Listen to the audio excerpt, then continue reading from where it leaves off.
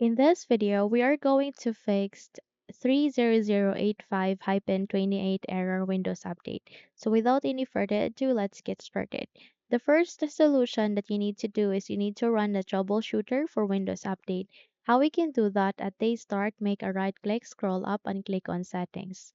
You can also use your keyboard, press Windows key and I key together. In that way, you'd be able to open the settings. So from that, you need to navigate to the left pane, locate for system, click on it.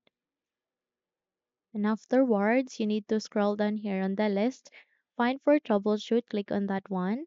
And then there you can see options, click on other troubleshooters. And under the most frequent, proceed to Windows Update and click on run. So run the troubleshooter for Windows Update. Wait until this procedure would be finished. It will take 2 to 3 minutes. And once you are done with this, you need to restart your computer. Once you've restarted it, check if the problem has been fixed. However, if not, then we need to navigate to the next solution, and that is you need to navigate at the search box, type for CMD. Once you have to open a best match, which is the command prompt, click on Run as Administrator. And if your user account control would ask you to say yes, click on yes so that you can continue on running this window.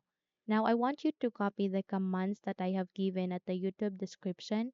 First is sfc scannow, and the second is to DISM space forward slash online space forward slash clean up hyphen image space forward slash restore health. So copy and paste this one by one. Okay. And then once you are done with all of this, you need to restart your computer. Once you've restarted it, you need to check if the problem has been fixed. Okay? So now if you think this video had helped you a lot, then don't forget to subscribe, hit the like button as well as the bell icon so that you'd be updated for more upcoming tutorials. Thank you and have a good day.